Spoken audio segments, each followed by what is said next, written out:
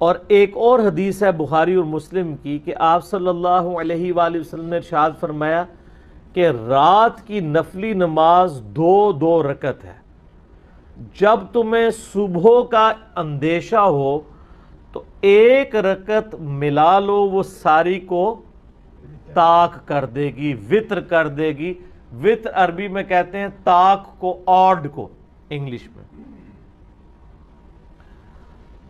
تو صحیح بخاری میں حدیث ہے نا کہ اللہ وطر ہے اور وطر کو پسند فرماتا ہے، یعنی اللہ بھی تو آڈ ہے نا، ایک ہے نا، تو اللہ کو وطر پسند ہے۔ تو 1 رکعت وہ سب کے سب کو وطر بنا دے گی، یعنی وہ ساری کی ساری نماز جو ہے وہ ایون میں جب آپ 1 رکعت ایڈ کریں گے وہ خود بخود آڈ بن جائے گی، کیونکہ عشاء کے 4 فرض ہیں، اس کے بعد 2 سنتیں ہیں۔ عشاء سے پہلے 2 سنتیں بھی پڑھ سکتے ہیں، 4 بھی پڑھ سکتے ہیں، 6 بھی، جتنے مرضی پڑھیں، پہلے والی تو کوئی قید نہیں ہے۔ وہ ساری نماز رہتی تو ایون ہی ہے، وہ وطر ہی اس کو پوری نماز کو طاق کرتا ہے، آڈ کر دیتا ہے، وطر کر دیتا ہے۔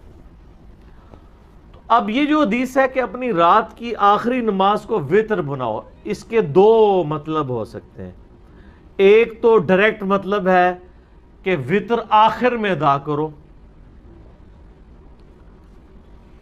اور اس کو سپورٹیو وہ حدیث بھی ہو جاتی ہے کہ 2 جمع 2 جمع 2 اینڈ پہ 1 پڑھ لو، لیکن اس میں الفاظ ہے کہ جب صبح کا اندیشہ ہو جائے، یعنی یہ بالکل آخری پیر میں، تو ظاہر جب آپ آخری پیر میں اٹھے ہوئے ہیں اور آپ نے رات کو وطر نہیں پڑھا ہوا، تو وطر تو اینڈ پہ ہی پڑھنا چاہیے، بالکل ٹھیک ہے۔ دوسرا معنی اس کا یہ ہو سکتا ہے کہ اپنی رات کی نماز کو وطر بناؤ، یعنی الٹیمیٹلی تمہاری نماز رات کی طاق ہی ہونی چاہیے at the end of the day یا at the end of the night.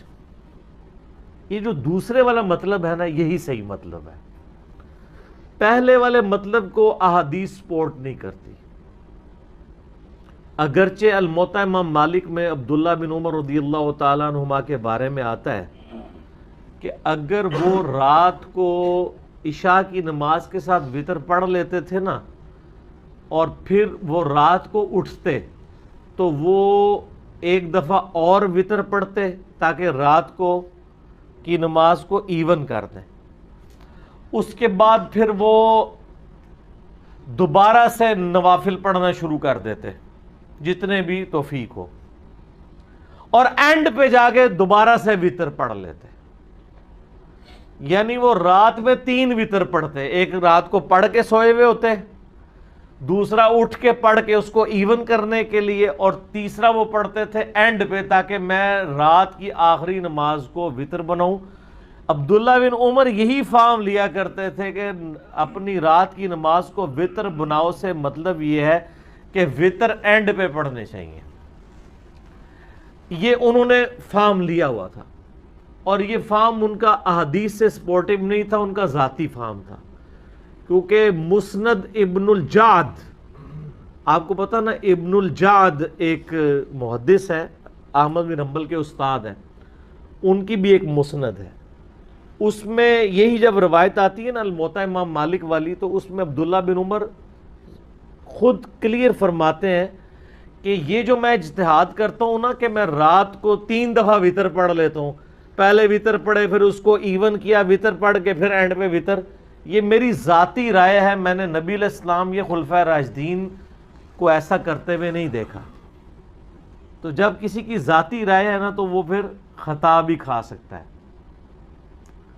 اگرچہ وہ جو حدیثیں ہیں کہ نماز آخری وطر بناؤ، اس کے راوی عبداللہ بن عمر ہیں، اوورآل رول یہی ہے کہ جو راوی حدیث ہے وہ اپنی حدیث کے فہم کو جانتا ہے، لیکن یہاں راوی حدیث خود کہہ رہا ہے کہ یہ فہم میں جو بنا رہا ہوں نا نبی علیہ السلام سے نہیں میں نے سیکھا، میرا ذاتی ہے، تو سر غلطی ہو جاتی ہے، اور اس مسئلے میں ان کو ہوگی غلطی۔ اس کی وجہ یہ ہے کہ ابو داؤد کے اندر اور جامعہ ترمذی کے اندر ایک حدیث موجود ہے کہ نبی صلی اللہ علیہ وآلہ وسلم نے فرمایا ایک رات میں 2 دفعہ وطر ادا نہیں کیے جا سکتے۔ تو عبداللہ بن عمر تو 3 بار پڑھتے تھے، ہو سکتا ہے ان کے علم میں یہ حدیث نہ ہو، وطر ایک ہی دفعہ رات کو پڑھنا ہے. اور یہ حدیث پوری آپ کو ڈیٹیل سے ملے گی ابو داؤد کے اندر. امام ترمذی تو اتنی حدیث لے کے ہیں اور ساتھ امام ترمذی نے پھر کمنٹس کیے ہیں سر کمال. امام ترمذی حدیث لے کے پھر بتایا کہ علماء اور صحابہ میں اختلاف پایا جاتا ہے اس حدیث کے تحت کہ چونکہ رات میں وطر 2 دفعہ نہیں پڑھے جا سکتے، لہٰذا وہ کہتے ہیں وہ جو حدیثیں ہیں کہ نماز کو آخری نماز کو وطر بناؤ، تو اس کا مطلب یہ ہے کہ اگر کوئی یہ مطلب لیتا ہے، ان کا بعض لوگ یہ مطلب لیتے ہیں کہ وطر کے بعد کوئی نماز ایڈ نہیں کر سکتے. کہتے ہیں لیکن دوسرے لوگوں کا موقف یہ ہے کہ وطر کے بعد اگر کوئی نماز ایڈ بھی کر لے تو وطر ٹوٹے گا نہیں، کیونکہ اگر کسی نے رات کو 3 وطر پڑھ کے سویا تھا، عشاء کے 4 فرض اور 2 سنتیں کتنی ہوگی 6 اور 3 وطر کتنے ہو گئے 9. اس کے بعد رات کو اٹھ کے وہ 2 نفل پڑھ بھی لے تو کتنی ہوگی ٹوٹل 11. تو وطر تو نہیں ٹوٹا، وطر ہی رہا. 2 اور پڑھ لے 13، جتنی مرضی پڑھتا جائے وطر ٹوٹے گا نہیں. تو امام ترمذی کہتے ہیں ایک فہم یہ ہے، اور امام ترمذی کہتے ہیں یہی فہم صحیح ہے. اور وہ کہتے ہیں یہ فہم اس لیے بھی صحیح ہے کہ خود نبی علیہ السلام بھی وطر کے بعد 2 نفل پڑھا کرتے تھے. اور پھر وہ آگے حدیثیں لے کے آئے کہ سیدہ ام سلمہ اور سیدہ عائشہ صدیقہ رضی اللہ تعالی عنہا سے روایت ہے کہ نبی صلی اللہ علیہ وآلہ وسلم وطر کی نماز کے بعد 2 نفل پڑھا کرتے تھے. اور یہ جو حدیث ہے نا ترمذی میں، یہ حدیث صحیح مسلم میں بھی موجود ہے. صحیح مسلم میں حدیث ہے کہ سیدہ ام سلمہ سلام اللہ علیہا کہتی ہیں کہ نبی علیہ السلام ہمیشہ وطر کی نماز کے بعد 2 نفل بیٹھ کے پڑھا کرتے تھے. اور صحیح مسلم میں ہی ہے کہ اما عائشہ رضی اللہ تعالیٰ عنہا و سلام اللہ علیہا کہتی ہیں کہ ان سے کسی نے آ کے پوچھا کہ نبی علیہ السلام کا اخلاق کیسا تھا. انہوں نے کہا قرآن نہیں پڑھتے، قرآن ہی نبی علیہ السلام کا اخلاق تھا. پھر اس نے پوچھا کہ نبی علیہ السلام کی رات کی وطر کی نماز کیسی تھی، تو وہ کہتی ہیں کہ نبی علیہ السلام 9 رکعت وطر پڑھا کرتے تھے، جس میں 8ویں رکعت میں بیٹھتے تھے، اس کے بعد اس میں 8ویں رکعت میں درود شریف دعاؤں کے بعد پھر کھڑے ہو جاتے تھے، پھر 9ویں میں بیٹھ کے درود شریف دعاؤں کے بعد سلام پھیر دیتے تھے، اور پھر اس کے بعد 2 نفل بیٹھ کے پڑھا کرتے تھے. پھر جب آپ بوڑھے ہو گئے تو پھر آپ علیہ السلام نے 7 رکعتیں پڑھنا شروع کر دیں وطر کی، اور جس میں آپ 6ٹھی رکعت میں بیٹھتے تھے اور 7ویں رکعت میں، اور پھر سلام پھیرنے کے بعد 2 نفل بیٹھ کے پڑھا کرتے تھے. تو وہ جو امام ترمذی نے لکھا وہ صحیح مسلم میں بھی موجود ہے، دونوں حدیثیں، ام سلمہ سے بھی اور اما عائشہ سے بھی، کہ نبی علیہ السلام وطر کے بعد 2 نفل بیٹھ کے پڑھا کرتے تھے. اچھا، یہ ترمذی کی ڈیٹیل میں نے آپ کو یہ حدیثیں بتا دی. یہ جو حدیث ہے نا کہ ایک رات میں 2 دفعہ وطر نہیں پڑھ سکتے، جس کی بنیاد پہ میں نے عبداللہ بن عمر کے موقف کو، ان کے اجتہاد کو غلط ڈکلیئر کیا، اور امام ترمذی بھی ایون غلط ڈکلیئر کرتے ہیں. یہ حدیث ابو داؤد میں پوری ہے سیدنا طلق ابن علی سے، یہ مشہور صحابی ہیں. حدیث اس طرح کہ طلق ابن علی کے بارے میں ایک تابعی کہتے ہیں کہ وہ ہمارے گاؤں میں آئے، انہوں نے آ کے ہمیں نماز پڑھائی، رمضان کا قیام کروایا، اور انہوں نے قیام رمضان کے بعد وطر بھی ہمیں پڑھائے.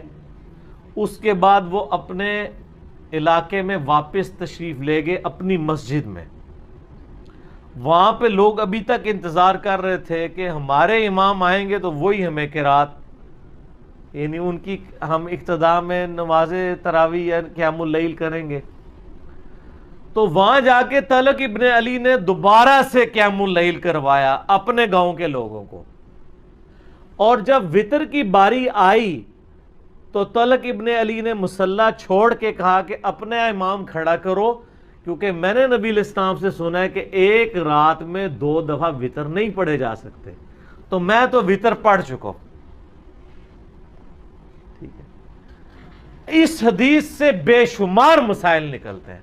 نمبر 1، طلق ابن علی نے ایک مسئلہ یہ کلیئر کر دیا کہ جو رات کو وتر پڑھ چکا ہے اس کے بعد وہ جتنے مرضی نفل پڑھے اس کا وتر نہیں ٹوٹے گا.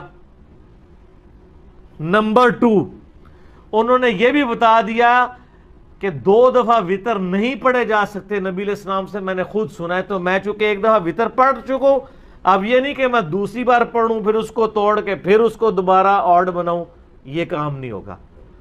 اور نمبر 3، قیام اللیل کی تعداد کے بارے میں کوئی جھگڑا نہیں ہے.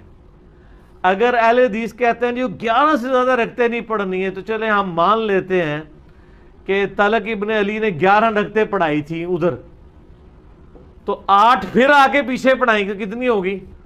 19، 20 نیڑے پہنچ ہی گئے نا. تو یہ تراویح کے مسئلے میں کوئی اختلاف نہیں کرنا چاہیے. کوئی 20 پڑھنا چاہتا ہے 20 پڑھے. اور یہ جو جھگڑا بنایا نا کہ جی وہ نبی علیہ السلام سے 11، ہم کہتے ہیں عمومی عمل 11 ہی ہے، لیکن اگر کوئی 11 سے زیادہ پڑھ لیتا ہے نا تو صحابہ کرام اس کے جواز کے قائل ہیں. اسی لیے آپ کو یعنی تابعین میں 40 رکعت تک، امام مالک تو 40 رکعت کے قائل ہیں، تبع تابعی ہیں، اور وہ قائل ہیں عطا بن ابن ابی رباح سے، وہ 20 رکعت پڑھا کرتے تھے. اس طرح کئی اور تابعین ہیں جو 40 رکعت بھی پڑھا کرتے تھے. یہ نفلی عبادت ہے، اس میں کوئی جھگڑا نہیں. اور پھر وہ کہتے ہیں نہیں، وہ اہل حدیث کہتے ہیں نہیں جی جماعت کے ساتھ آپ 11 رکعت پڑھیں، بغیر جماعت کے پڑھ لیں. تو یہاں تو طلق ابن علی نے دونوں جگہ جماعت کروائی ہے اور پیچھے نہیں پڑھی، خود پڑھائی ہے. تو یہ اہل حدیث والا موقف بھی اس مسئلے میں کمزور ہو گیا. اور حنفیوں کا بھی اگر مان لیں، وہ کہتے ہیں 20 ہی ہیں، تو 20 پہلے پڑھا کے آئے تھے، 20 اور پڑھا دی، 40 ہو گئی. تو تھوڑا بھی موقف غلط ہو گیا. ٹھیک ہے نا جی؟ کیوں؟ کیونکہ نہ میں وہابی نہ میں بابی، میں ہوں مسلم علمی کتابی. نہ ہم نے وہابیوں کا دفاع کرنا ہے، نہ بابوں کے ماننے والے بابیوں کا دفاع کرنا ہے، ہم نے علمی کتابی بات کرنی ہے. تو طلق ابن علی نے کلیئر کر دیا، اس حدیث کا فہم بھی بتا دیا کہ ایک رات میں 2 دفعہ وتر نہیں پڑھے جا سکتے. تو اس حدیث کی یعنی پوری ڈیٹیل ابو داؤد کے بعد بالکل کھل کے سامنے آ گیا. اب آ جائیں کہ نبی علیہ السلام کی جو روٹین میں نے بتایا، مسلم شریف میں حدیث ہے ام سلمہ سے اور سیدہ عائشہ سے کہ نبی علیہ السلام کانا کے الفاظ ہیں، یعنی آپ علیہ السلام کی یہ روٹین میں تھا کہ آپ صلی اللہ علیہ وآلہ وسلم نماز وتر کے بعد 2 نفل بیٹھ کے پڑھا کرتے تھے. ان وتروں کے بعد 2 نوافل کی فضیلت کیا ہے؟ اور نبی علیہ السلام تو بیٹھ کے پڑھتے تھے، لیکن ہمیں کھڑے ہو کے پڑھنی چاہیے. یہ پوری ڈیٹیل انشاءاللہ میں یہ اذان عصر کے وقفے کے بعد انشاءاللہ تعالی ڈسکس کروں گا انشاءاللہ. وقفے سے پہلے میں نے عرض کیا تھا کہ آپ صلی اللہ علیہ وآلہ وسلم یہ 2 نوافل بیٹھ کے پڑھا کرتے تھے. صحیح مسلم میں 2 روایتیں ہیں، سیدہ ام سلمہ سے بھی اور سیدہ عائشہ سے بھی. اور امام نسائی رحمۃ اللہ علیہ نے بھی سنن نسائی کے اندر یہ حدیثیں لی ہیں اور اس کے اوپر باب باندھا ہے انہوں نے کہ نماز وتر اور فجر کے درمیان نوافل پڑھنے کا جواز. انہوں نے فام بھی لکھ دیا ہے، وہ کہتے ہیں سلف کا فام، تو انہوں نے فام ثابت کی ہے. جواز کیا، سنت، انہی احادیث کو انہوں نے دلیل بنایا. اب بیٹھ والا مسئلہ کہ کھڑے ہو کے پڑھنا ہے یا بیٹھ کے.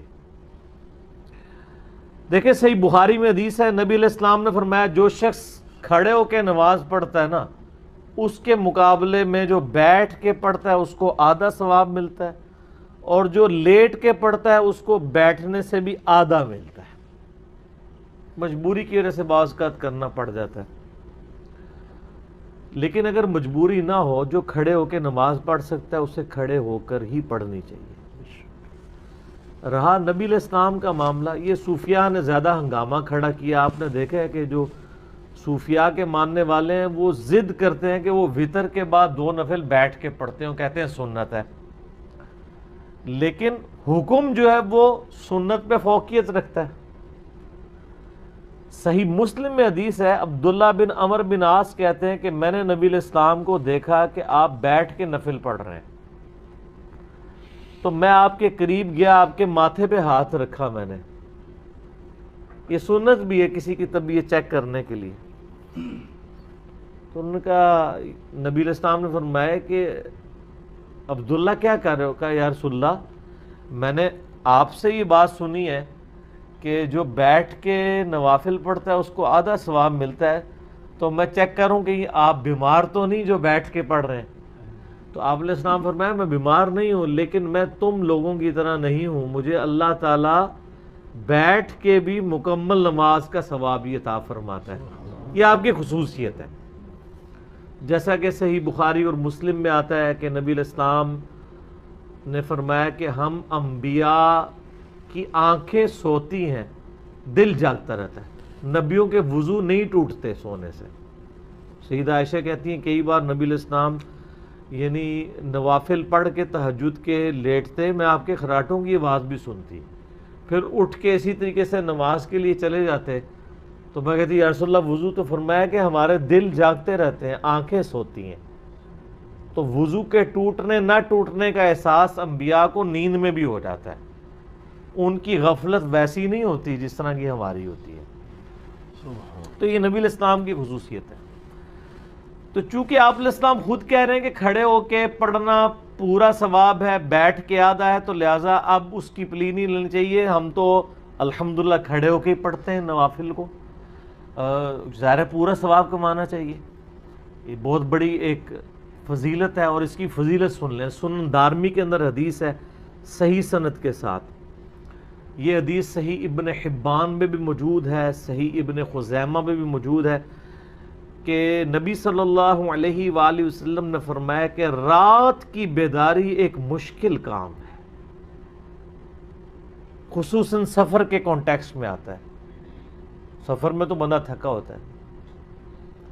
رات کی بیداری ایک مشکل کام ہے. جب تم وتر پڑھ چکو تو 2 رکعت پڑھ لیا کرو. اگر رات کے آخری پہر تمہاری آنکھ نہ بھی کھولی تو اللہ تعالیٰ تمہیں رات کے آخری پہر اٹھ کے جو نماز پڑھنے کا ثواب ہے وہ عطا فرما دے گا. سبحان اللہ، کتنی بڑی آسانی ہے. میرے جیسے کمزور لوگوں کے لیے تو بہت بڑی آسانی ہے. اسی لیے سر ہم پڑھتے ہیں اور لوگوں کو ترغیب بھی دلاتے ہیں کہ یار مفت میں آپ ثواب لیں نا. صحیح بخاری اور مسلم کی حدیث ہے، اما عائشہ کہتی ہیں کہ نبی علیہ السلام وتر کی نماز بعض اوقات عشاء کی نماز کے ساتھ ہی پڑھ لیتے تھے، بعض اوقات آدھی رات کو اٹھ کے پڑھتے تھے، بعض اوقات رات کے آخری پہر میں. تینوں طریقے سے سنت ہے. کتنی آسانی دین کے اندر. آپ چاہے ساتھ ہی پڑھ لیں رات کے یعنی بیچ میں یا اینڈ میں. اور جس کو خدشہ ہے کہ وہ صبح نہیں اٹھ سکتا وہ رات کو پڑھے. صحیح بخاری و مسلم کی حدیث سے حضرت ابو ہریرہ کہتے ہیں مجھے نبی علیہ السلام نے وصیت کی تھی 3 کاموں کی. نمبر 1، بیٹا کبھی نبی علیہ السلام عشاء کے ساتھ ہی وتر پڑھ لیتے تھے اور کبھی آخری پہر میں اٹھ کے. تو اس نے کہا اللہ اکبر، تمام تعریفیں اللہ کے لیے ہیں جس نے دین میں اتنی آسانی رکھی. پھر اس نے کہا اماں یہ بتائیے کہ نبی علیہ السلام کی جو یعنی رات کی نماز ہے اس میں آپ قرات بلند آواز سے کرتے تھے یا آہستہ آواز سے؟ تو ان کا بیٹا کبھی بلند آواز سے بھی کر لیتے تھے، کبھی آہستہ آواز سے بھی.